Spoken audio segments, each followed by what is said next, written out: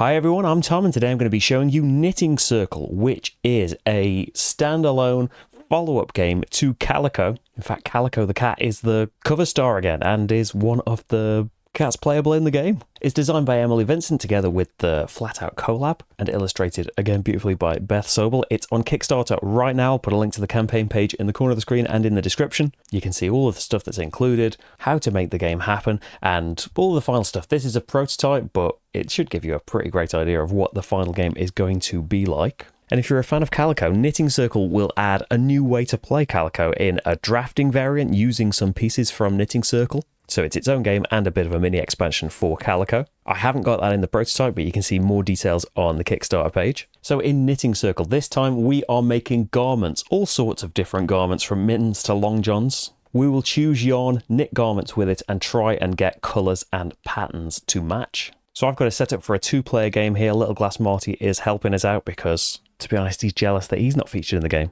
I've got the basic game setup. There is an advanced setup with some goals we're racing for. I'll talk about at the end, but the main game for now. So if we look at the central knitting circle here, this is where we're going to do the first part of the game, the draft phase. We will end up with 4 pieces of yarn from the central knitting circle. We'll take turns here drafting, and then we'll do an action phase where we can all go together. So I'm the first player. I was placed on the star space here, and there are different boards and sides to use based on your player count. So we have these 6 pieces in the middle. The first player needs to take one of these 6 pieces. It's one of each colour, and you can put it in any slot around the board, replacing a tile that's already there. So for my plans, maybe I'd want some more purple out. So the tiles are all double-sided. This side is knit, this side is purl. There are spaces on the board that tell you which sides of the tiles need to go face up, and that'll be important for when we come to stitch the garments. On your turn, you need to move your cat 1 or 2 spaces clockwise. You skip any spaces that are either occupied by another person's cat or that are completely empty.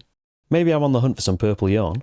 I bring that over to my player area, keeping it the same side up, and that's going to be used in the action phase in a bit. And we keep taking it in turns until each of us have taken 4 tiles from the central board.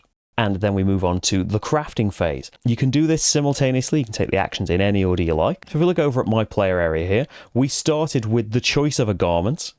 I chose based on these button bonuses that we drew randomly at the start.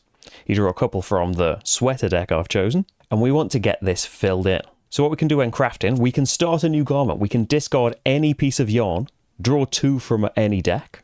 So maybe I'd like to get some socks going as well. You can have up to 2 garments on the go at one time. You've got 2 knitting tokens. You can knit. This you just need to take a piece of yarn and put it on your garment. You've got to fill it in from top to bottom, and it's got to match the particular style that you need. So this top one here we can see needs to be pearl. So I can put any colour up here. It's completely up to me what colour I choose, but it's going to make a difference for bonuses and patterns that we can do later.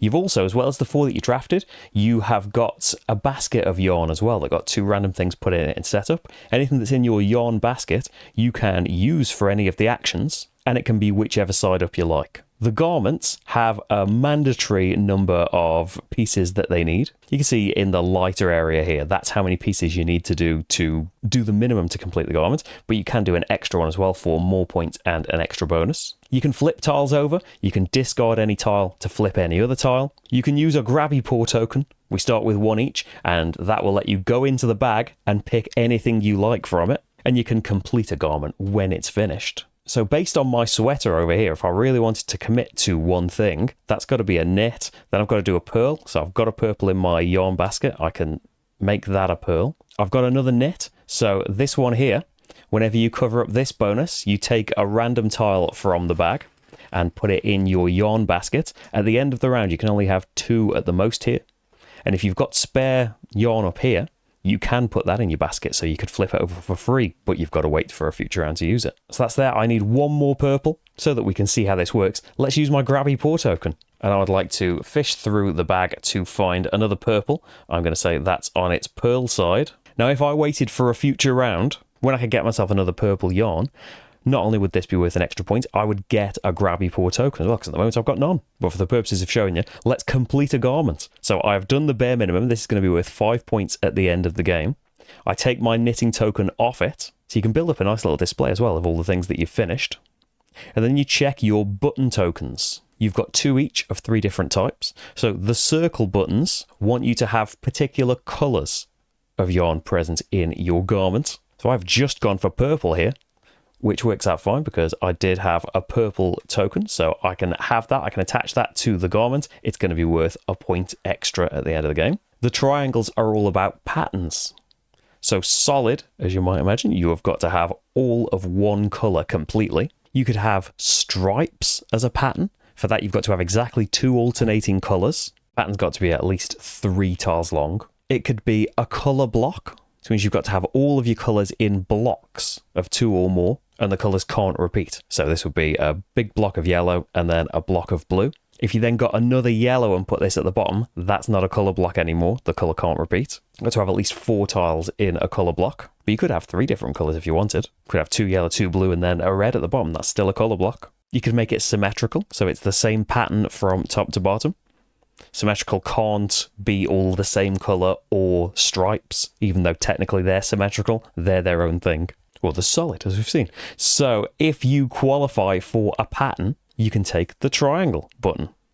So I've made a solid here. If your garment would qualify for 2 buttons, so say I'd made it with purple and green, I would qualify for both of them. You can only have 1 of each type on a garment, so you'd have to choose which one you wanted to use. Now, for example, if you made a garment and it didn't fit into any of the patterns at all, so it's not striped because there's more than 2 colours, it's not colour block because purple repeats, it's not symmetrical, it's not solid. If that's true, you've unfortunately made an ugly garment and you need to take an ugly garment button, and that is going to be worth -3 points at the end of the game for every one of those you've got. And finally, the square one is for the type of garment. So this is a sweater. That's why I chose a sweater to start with. So I can have the square button in there. These are going to refill at the end of every round. There's 6 rounds in the game.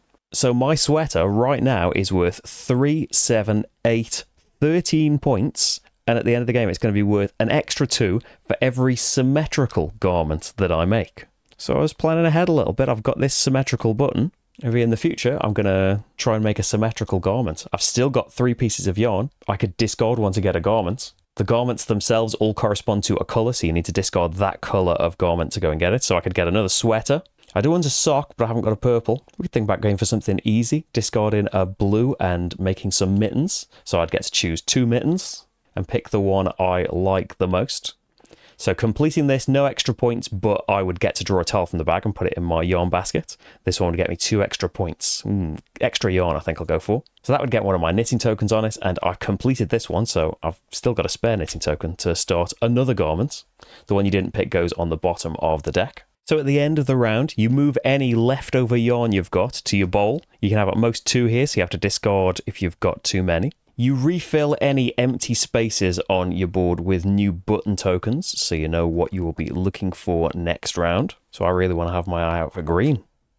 Maybe get a green-purple stripe going on, although I did take a lot of purple yarn last round to do that. And then starting from the cat token with the first player, you fill in all the empty spaces and flip them over to the right orientation based on what the space says. Then we pass the first player token clockwise to the next player, and the new first player does the same as we did at the start. Take one of the tiles in the middle and replace any of the tiles on the outside with the tiles that they pick. So this is a round counter as well.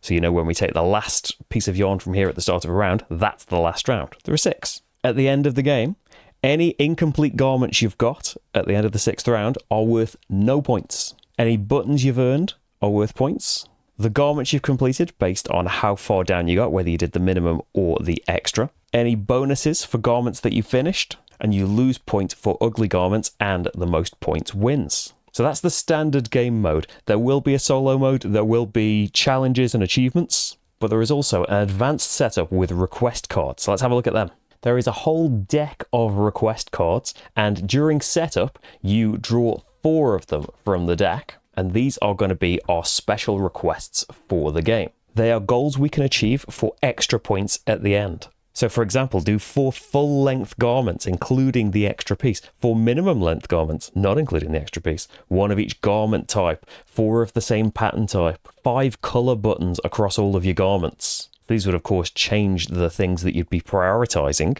So you just need to have achieved them by the end of the game, but there is a bit of a race element as well, because the first person to achieve each of these requests gets a grabby paw token, which you've seen can be huge to help complete your garments, because it lets you take any kind of yarn from the bag. If multiple people achieve it in the same round, they all get the grabby paw tokens, and then at the end of the round, you flip the request over to show it's still going to be worth the points if you achieve it by the end, but no more grabby paws available. There are loads of different requests available, and that's just in my prototype. So it should give you something extra to think about and make the game's extra difference. And that's Knitting Circle. I hope you enjoyed that and it gave you an idea of what the game is like. Remember, the campaign page is in the description. You can see all of the final stuff there, how to make it happen, how to get a copy for yourself. If you haven't seen anything about Calico or maybe some of the other flat-out games like Cascadia, Verdant, I've done videos for all those and more. Have a look on the channel if you fancy it. Thank you very much for watching though, and I'll see you for the next game. Bye everyone.